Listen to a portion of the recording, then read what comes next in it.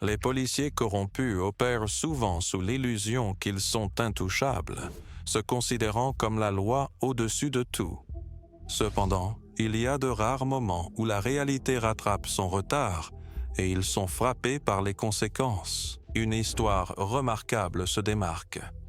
Un karma instantané stupéfiant où les officiers ont arrêté quelqu'un qu'ils n'auraient jamais dû croiser. C'est un cas classique où les forces de l'ordre ont dépassé leurs limites, ne réalisant que trop tard qu'elles avaient commis une erreur tragiquement grave. Et donc c'est à toi que tu es en train de courir pour une place, c'est ça? Ouais, tu te trompes.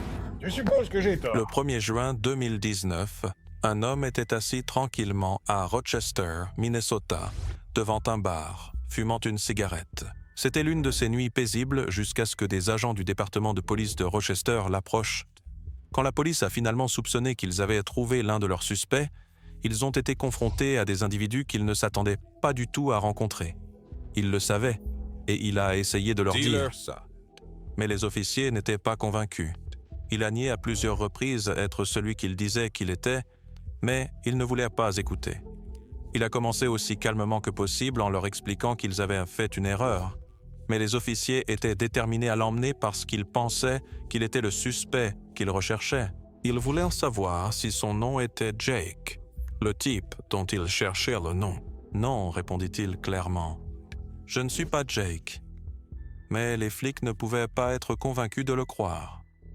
L'un d'eux affirma qu'il ressemblait précisément à la personne qu'il recherchait. Pourtant, il parlait très calmement, répétant qu'il n'était pas Jake. Pourtant, la police insistait, alimentée par ses hypothèses. Elle était certaine d'avoir le bon homme, et rien de ce qu'il disait ne parvenait à changer cette idée. La situation a dégénéré. Es-tu Jake? Non, je ne suis pas Jake. Pourquoi tu ressembles à Jake? Voilà, toujours. Tu ressembles à Jake. Tu es Jake. Tu es Jake. Ah, tu ne peux pas avoir ma vision en ce moment. Tu me harcèles. Oui, demandez. Vous supposez que je suis quelqu'un que je ne suis pas. D'accord? Si vous ne l'êtes pas, alors... Non. Vous êtes libre de partir.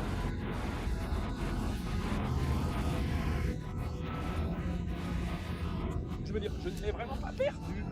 Mais...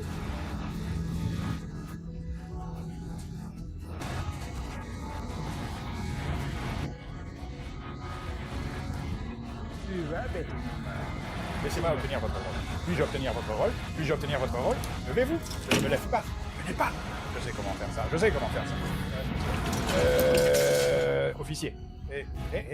Vous avez le mauvais gars, je vous le dis. Mauvais identifiant. Merde, vous vous trompez de personne. Ce n'est pas toi. Vous êtes raciste. Les officiers de police, toujours convaincus qu'ils tenaient à leur homme, lui passèrent les menottes pour l'emmener. L'homme était surpris et devenait de plus en plus en colère minute après minute. Alors qu'il passait la porte, il leur posa une question. Il n'avait commis aucun crime. Il en était certain, mais la police ne s'y intéressait pas. Ils étaient déterminés à se concentrer uniquement sur leur supposition qu'il devait être le suspect décrit. Maintenant que les policiers devenaient hostiles, la maîtrise de soi de l'homme s'effondra et fut remplacée par une frustration compréhensible. L'homme n'arrêtait pas de leur dire qu'il le harcelait et qu'il faisait une grave erreur de jugement. Il n'arrêtait pas de leur demander quel crime il avait commis, mais il continuait à le traiter comme un suspect. Il a protesté bruyamment, affirmant qu'il ne pouvait pas l'emmener. Cependant, les agents lui ont dit qu'il n'était pas libre de partir et ont commencé à lui menotter les mains. C'est alors qu'il a compris que cela allait trop loin. Il a recommencé à crier, en disant qu'il s'était trompé de personne. Les officiers n'ont toutefois pas renoncé. Ils ont continué ce qu'ils faisaient, comme s'ils n'entendaient pas ses paroles. L'homme, maintenant menotté et visiblement agité, a continué à plaider sa cause, affirmant qu'il n'avait aucun mandat et qu'il l'avait identifié à tort. Il leur demandait même de vérifier son identité, qui se trouvait dans sa poche arrière, mais les officiers ont refusé d'écouter, convaincus qu'ils en savaient plus. L'homme devenait de plus en plus en colère à chaque seconde. Il pensait que les officiers le profilaient racialement. Il croyait en le regardant. Il pensait qu'il était quelqu'un d'autre. Cependant, il leur avait donné des raisons de ne pas croire à cette idée. Néanmoins, ils n'ont pas essayé de le prouver. Quoi, carte, monsieur. Je l'ai eu. Envoyez-les armés. J'en prends 12. Oui, c'est maintenant. Bon, je veux t'énerver. Eh bien, jamais. Tu es stupide. Je ne sais pas comment faire ça. En fait, n'importe qui pourrait mettre du coton sur ça. Alors, vous n'aviez vraiment pas d'autre choix à faire? Non, je l'ai fait dans ma poche arrière. J'ai des lunettes. Et regarde comme c'est drôle. Eh bien, non, Sérieusement.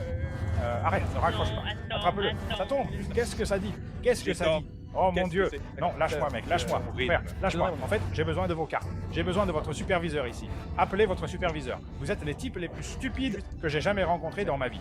J'ai besoin de regards. J'ai besoin de vos regards. Tu m'entends maintenant? J'ai besoin de vos regards. n'arrives pas à J'ai le besoin de vos regards. Je suis quelqu'un que je ne suis pas. super.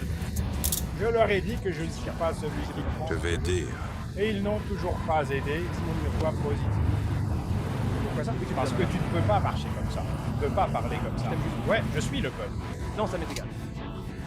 Surtout. Alors, T'aimes juste. je suis allé au club. J'aimerais être dans un club. Tu vas pas me donner mon J'aimerais numéro? aussi avoir des amis. Pour que tu puisses avoir un fort soutien de toi, toi et toi. Comment vous faites pour ça? Vous supposez que quelqu'un est quelqu'un et c'est tout? C'est tout ce dont vous avez besoin? Ouais. Oh mon Dieu. L'Amérique. Le 4e amendement de la Constitution des États-Unis est destiné à protéger les droits des citoyens contre toute fouille et saisie déraisonnable. Ici, cependant, il semblait que ces garanties étaient ignorées. En fait, ils n'avaient ni mandat ni motif probable pour l'arrêter, sauf leur propre jugement. Le département de la justice des États-Unis n'a pas répondu aux demandes de commentaires. Erreur de jugement. La loi stipule que les officiers de police devraient avoir une base légale pour interpeller et fouiller une personne, comme une cause probable ou un soupçon raisonnable, mais dans ce cas, ils agissaient sur la base d'une simple erreur de jugement.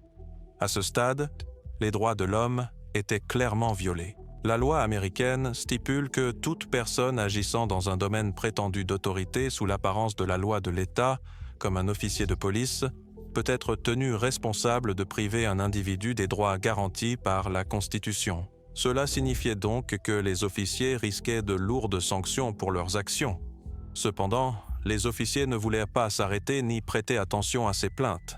La situation avait dépassé ses limites, mais il y avait cet homme qui pouvait à peine faire quoi que ce soit, essayant tant bien que mal de faire valoir ses droits, alors que les officiers restaient insensibles à ses appels. Finalement, après quelques moments tendus, les agents ont décidé de vérifier son identification. L'homme leur avait demandé de le faire depuis le début, sachant qu'une fois qu'ils verraient son identité, ils se rendraient compte. Leur erreur. Et en effet, quand ils ont l'ont fait, finalement... Jack. Ils ont rapidement déterminé qu'ils avaient appréhendé le mauvais homme. L'homme. Ce n'était pas Jake, et il n'était même pas un suspect du tout. C'était juste un homme innocent, assis devant un bar, passant une soirée tranquille jusqu'à ce que la police ait visé le mauvais homme. En réalisant leur erreur, les agents ont rapidement enlevé les menottes. Cependant, le mal était déjà fait. Nous avons le droit. Tu as vomi. Nous avons le droit. Je sais, mais la prochaine fois que je serai arrêté, je sortirai de là. Non, tu ne sortiras pas. Qu'est-ce que quelqu'un t'a fait ça? Sors d'ici. Allez-vous-en. Ah non, vous avez une très jolie maison, je pense. Non, non, non, non, non, non, non. On ne mange pas. Que Alors, tu sur ton dis? visage, je ne Vous t'entends faisiez de la lutte ici. C'est juste ça. Les gars, Si tu veux me voir. essayons d'être décents. Ouais, est-ce que Je tu vais peux- porter plainte. Je le ferai. Je porterai D'accord. plainte Je vous contre verrai. vous trois. Faites votre travail alors. D'accord. Cool. Allons-y. Comme ça. Allons-y. C'est quand même pas possible. Je ne sais rien. Il m'a fait quelque chose. Oh, waouh. Comment le sais-tu? Personne n'a rien fait. Personne n'a rien fait. Personne n'a été blessé. Ouais. Oh, mon Dieu. Merci de votre écoute. C'est que cela prenait quelques minutes. Tu vois ça, Shango?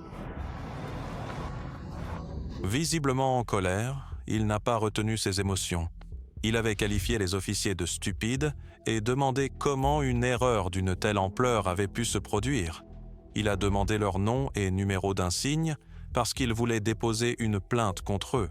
Inutile de dire qu'ils ont dû être embarrassés, mais cet homme n'allait pas laisser passer cela. Il leur répétait qu'ils auraient dû l'écouter dès le début, soulignant à quel point toute la situation avait été mal gérée. Les agents, essayant peut-être de sauver la face, expliquaient que des erreurs arrivaient et qu'une fois qu'ils avaient compris qui il était, ils l'avaient relâché. L'homme n'était pas satisfait de cette explication. Il voulait que l'on prenne ses responsabilités, mais il a souligné à plusieurs reprises qu'il déposait une plainte officielle. Les officiers continuaient à chercher des moyens de désamorcer la situation et lui disaient qu'il était libre de partir, mais qu'il pouvait passer par les voies appropriées s'il voulait déposer une plainte officielle. À la suite de cette confrontation tendue, le département de police de Rochester a fait l'objet d'un examen public approfondi. Des questions ont été soulevées sur la manière dont les agents des forces de l'ordre gèrent les erreurs d'identité, ainsi que sur le profilage racial, dans lequel cet incident semblait émerger. Ses droits ont été bafoués, et les officiers ne l'ont pas écouté. C'est ce qui a rendu la situation pire. Cette histoire laisse une réflexion sur tous les aspects des défenseurs des protections constitutionnelles si elles ne sont pas respectées. En fin de compte, cela a été un signal d'alarme indiquant que les droits civiques devraient recevoir toute l'attention nécessaire et rappelant à chacun que l'on ne devrait rien prendre pour acquis en se basant sur les apparences. L'homme était en effet justifié d'avoir une explosion de colère, et le fait qu'il ait prouvé qu'il n'était pas dissuadé d'exprimer sa plainte montrait qu'il ne laisserait pas l'erreur de l'officier tomber dans l'oubli. C'est un rappel important de la responsabilité, et cela sert de mise en garde aux officiers qui semblent croire qu'ils peuvent simplement dissimuler les infractions qu'ils commettent. Notre prochain cas est qu'à la fin du mois de mars 2019, un contrôle routier de routine à Tenafly, New Jersey, a éclaté en une controverse qui a mis en évidence les dangers du pouvoir et du privilège mal employé. C'était lorsqu'une Toyota berline, prétendument pour la petite infraction de circulation de dépassement de la ligne centrale, avait été arrêtée par les policiers locaux. Sa conductrice était la fille de Karen Turner, une lobbyiste bien connectée qui avait présidé le comité de la gouvernance et de l'éthique de l'autorité portuaire et siégeait à son comité des opérations. Ce qui avait commencé comme un contrôle de routine s'est transformé en une altercation qui a fait les gros titres à travers le pays. Je ne suis pas sûre de comment faire cela dans le programme. D'accord, vous devrez peut-être les contacter pour savoir et leur expliquer votre situation parce que c'est une inspection. C'est complètement indépendant. Ils pourraient vous obliger à faire une inspection. Une fois le véhicule arrêté, la fille de Turner a appelé sa mère. Peu de temps après, Karen Turner est arrivée sur les lieux, semblant très agitée et déterminée à prendre le contrôle de la situation. Son premier contact avec les agents n'était pas celui d'un parent inquiet non plus, mais plutôt celui d'une personne habituée à obtenir ce qu'elle veut. Turner a immédiatement exigé de savoir pourquoi le véhicule avait été arrêté. Cependant, les officiers, encore une fois, conformément à la lettre de la loi, lui ont poliment fait savoir que cette information devait légalement être donnée uniquement au propriétaire ou au conducteur adulte de la voiture. Turner n'était ni l'un ni l'autre. Tu sais, tu peux faire le smart check à distance. Je l'ai déjà fait sur vous, donc je ne sais pas. Et je peux seulement vous indiquer la juridiction. Je n'en ai aucune idée. Bon, vous êtes tous prêts. Conducteur Mais boat white. alors, qu'est-ce que tu as pour commander? Nous avons une immatriculation valide, une assurance valide. Salut, je suis Karen Turner. Je suis arrêtée. Voilà. D'accord, très bien. Je suis Karen Oui, Turner. juste ici comme cavalier, Non, n'est-ce c'est pas le cas. D'accord. Je suis ici en tant que citoyenne concernée et amie du maire. J'assume pleinement la responsabilité de cela. Et quelle est la raison pour laquelle ils ont été arrêtés? C'était les informations que vous voulez Non, dire. non. J'ai besoin de Donc, tu n'as pas savoir. besoin de savoir. Voilà. Je ne vais pas te le dire. C'est le conducteur de l'automobile. Il a plus de 18 ans. C'est tout ce que je t'ai besoin de savoir. D'accord, oui. Nous n'avons pas besoin de voir ces accréditations. D'accord. Nous en avons besoin. Vous en avez besoin. Cette explication n'était pas suffisante pour Turner, qui changea rapidement de ton, passant de l'interrogatif au confrontant. Insatisfaite de la situation, elle est devenue arrogante de son pouvoir, empreinte de sa présence à l'autorité portuaire et de l'influence qu'elle exerçait parmi les responsables gouvernementaux locaux comme le maire. Elle a utilisé cette influence dans une tentative de recueillir des informations et voir comment elle pourrait essayer de renverser leurs décisions. À chaque étape, elle a invoqué ce qu'elle considérait être son privilège, compte tenu des circonstances. Elle a présenté une carte de visite indiquant sa gestion de dizaines de milliers de policiers, s'est déclarée en droit d'avoir une explication et a continué à exercer une pression considérable. Je suis le commissaire, l'un des commissaires, et je prends la tête. Avez-vous une pièce d'identité? Voici ma pièce d'identité et voici ma carte de visite. Je suis le commissaire. Je suis le commissaire de l'autorité portuaire et je supervise publication civile. Eh bien, je pense qu'il y a un problème. Véhicule immatriculé. D'accord. Écoutons. Pourquoi ont-ils été arrêtés? Ne m'appelez pas mademoiselle. Je suis commissaire. Merci. Commissaire. Oui, Merci. pourquoi ont-ils été arrêtés? Tout le monde.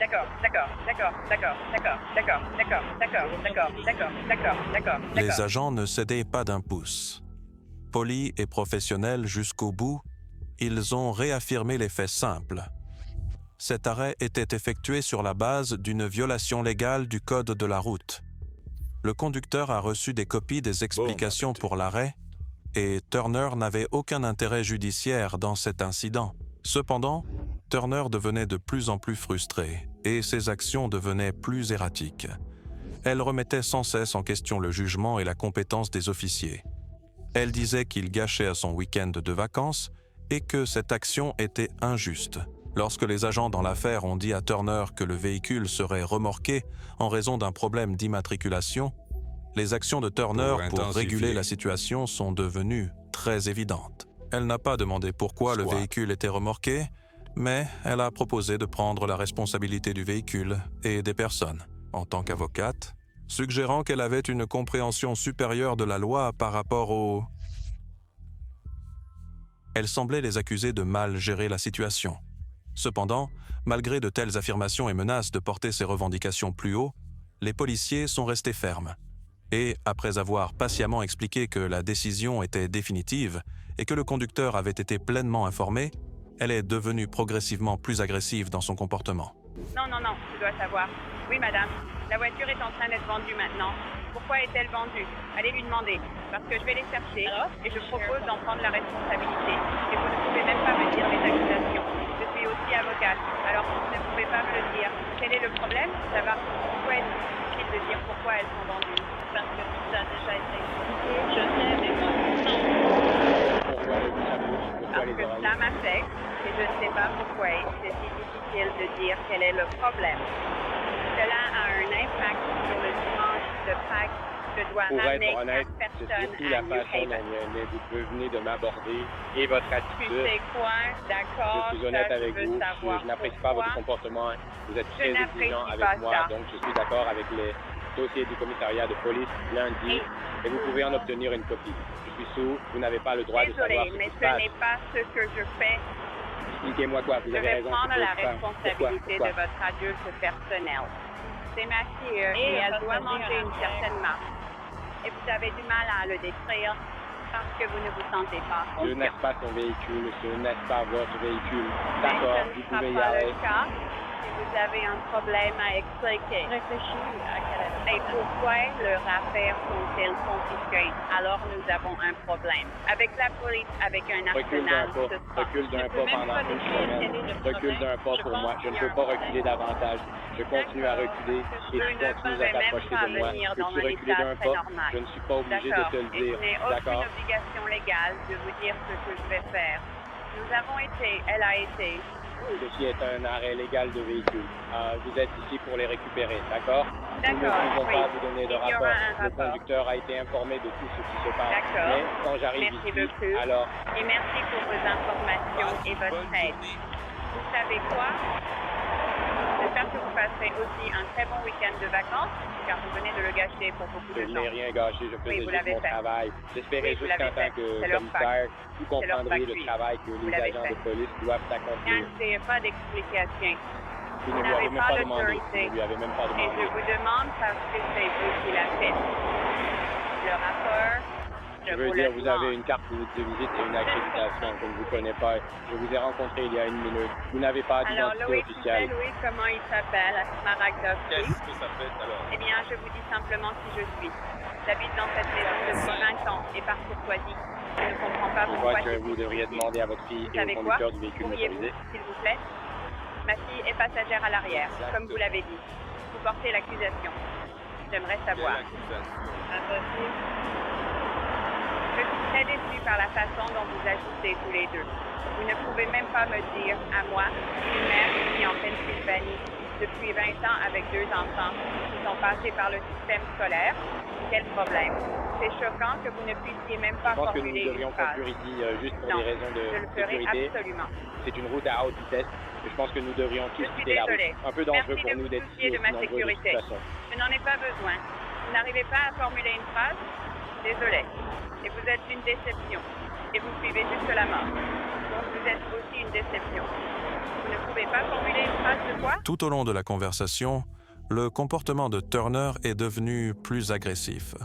Elle a condamné les compétences avec lesquelles les officiers communiquaient, leur répétant sans cesse qu'ils gâchaient sa journée et les insultant même pour leur incapacité à aligner 2 mots. De manière très Il claire. est vrai que son sentiment de privilège Était très était évident, pensant manifestement qu'un poste était un droit de naissance, avec des avantages que la plupart des autres citoyens ne recevraient à pas. Cependant, les agents, imperturbables face à ces diatribes verbales, ont tenu bon. Ils insistent. Ce qu'ils ont fait relevait de la loi et de rien d'autre. Rien ne les ferait changer cela. Les choses ont atteint un point critique lorsque Turner, furieuse, a commencé à parler. Leur a dit qu'elle avait l'intention Turner avait de... l'intention de demander un rendez-vous avec le maire et le chef de la police, dégoûté de la façon dont ils avaient géré l'affaire. « Vous n'avez aucune décence », les réprimanda-t-elle, les qualifiant d'incompétents. L'avant-dernière explosion de Turner l'a vu invectiver les officiers, déclarant qu'ils avaient gâché sa semaine de Pâques et la Pâques des autres voyageurs avec eux. Pourtant, elle a continué à employer un langage agressif qui ne laissait aucune marge de manœuvre aux officiers, qui restaient professionnellement fermes quant à leurs expressions, même d'un seul mot, plus qu'ils n'auraient dû. Avez-vous terminé, madame? C'est terminé. Vous ne pouvez pas me dire quand prendre mon enfant. Vous pouvez fermer votre voile et ne pas me dire quand je peux emmener ma gamine et ses amis. Honte à vous deux. Je parlerai au chef de la police et je m'entretiendrai avec le maire. Numéro Vous 4 entendez ou pas? 540. Je vous haine et C'est bien toutes les informations correctes. j'ai toutes ces informations, ma chérie. Tu n'arrives même pas à construire une phrase. C'est honteux. D'accord. C'est une Passez honte. un bon week-end. Passez un merveilleux week-end. Vous allez vous calmer.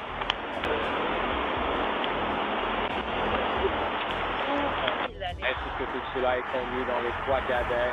Il n'y a pas de bien reçu sûr que pour non. MTL. Ils ne peuvent même pas vous dire le nom de la raison. Toi, tu sommes dans la voiture, toi. Quelle entreprise êtes-vous? Eh Trouvez bien, quoi? c'est une question le pour... lieu de l'incident? Non, c'est au commissariat. D'accord, cool. À vous. À vous. 4-5-6-3-2-5.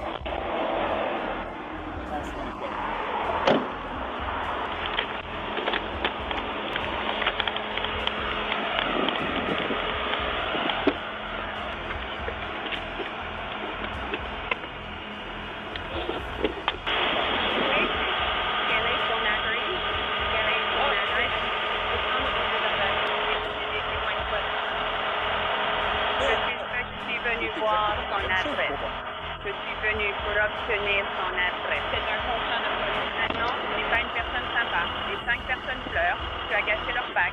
Tu as gâché leur pétard. Tu as quelqu'un inventé l'investissement ici venant de Londres. J'espère que tu es très content, car tu sembles avoir un air suffisant sur ton visage, et cela semble te convenir. Je ne sais pas pourquoi c'est si difficile de dire ce que tu attends de moi, mais nous sommes la base parlementaire.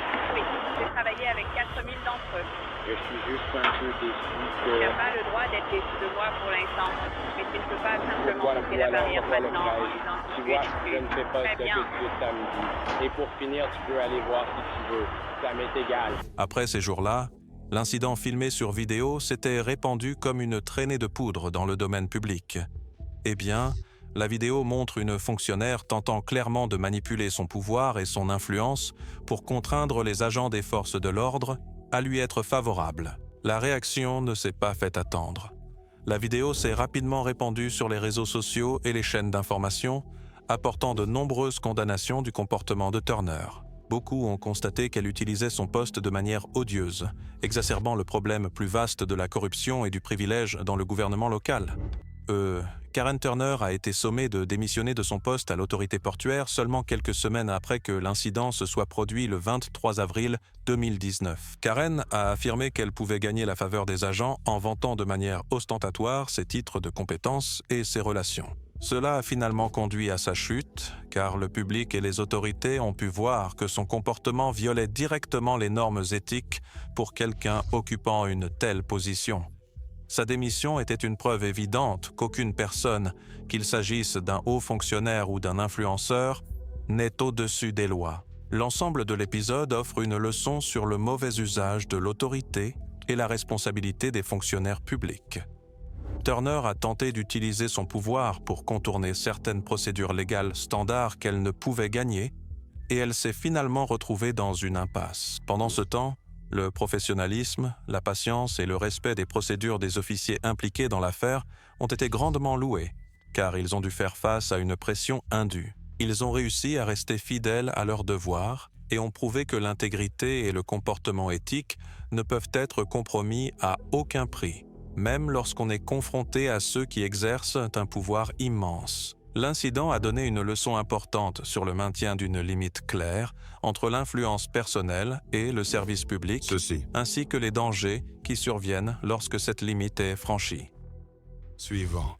C'est lors d'un incident dramatique et bizarre que l'agent de l'ATF James Burke fut envoyé pour saisir une arme de poing obtenue illégalement dans une résidence à Columbus, Ohio. Les résidents ont refermé la porte devant lui et ont rapidement composé le 911, pensant qu'il s'agissait d'un cambrioleur. Les résidents ont donné aux officiers le numéro d'insigne de Burke, mais lorsque la police est arrivée, ils l'ont traité comme un suspect dans une prétendue effraction. Quand les policiers ont approché Burke, ils lui ont demandé son identification et l'ont fait s'asseoir sur le trottoir. Burke était en colère face à ce malentendu. Il ne cessait de leur dire qu'il était un agent fédéral et essayait de clarifier toute la situation. Il leur a donné son numéro d'insigne et s'est identifié verbalement. Mais les policiers ne le croyaient pas. Ils le voyaient plutôt comme un homme dangereux. Burke croyait que ses accréditations fédérales suffisaient à l'exempter d'un tel traitement, ce qu'il pensait que la police réaliserait bientôt et arrêterait. Les officiers, cependant, percevaient une menace potentielle et ont continué à intensifier leurs exigences. Ils sont intéressés qu'ils aient la mauvaise personne. Ils l'ont immédiatement relâché. Prenez la coupe qu'il servent de monsieur et...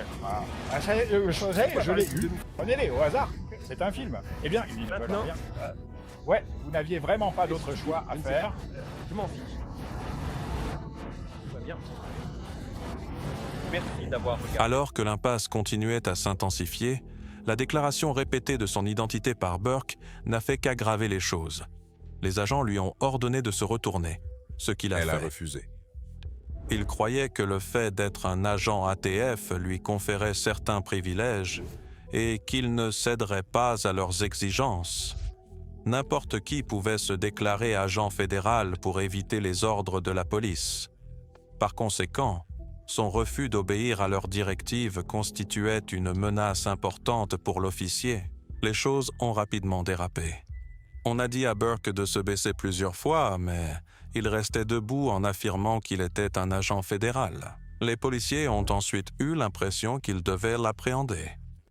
Lorsqu'un deuxième policier est arrivé, Burke a été plaqué au sol, mais il demandait toujours son identification, qu'il disait être dans sa poche. Même au sol, Burke suppliait encore les agents de ne pas le blesser et insistait sur le fait qu'il avait une condition médicale, leur demandant de sortir son ID. Bien que Burke ait été identifié comme employé grâce à l'insigne qu'il portait dès que les officiers l'ont vu, ils l'ont tout de même placé en garde à vue en lui passant les menottes et en l'emmenant dans leur voiture de patrouille.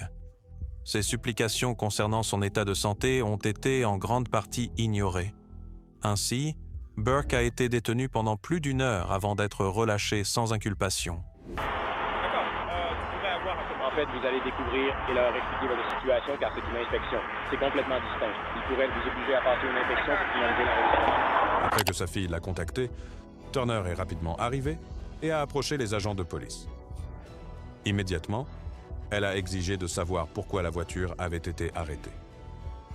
Les agents ont dit à Turner qu'ils étaient légalement interdits de partager cette information. Les effets de cet incident s'enracinent profondément dans la psyché physique et psychologique de Burke. Après l'incident, il a été réaffecté à un poste administratif, affirmant que cela était dû au choc de l'échange avec la police.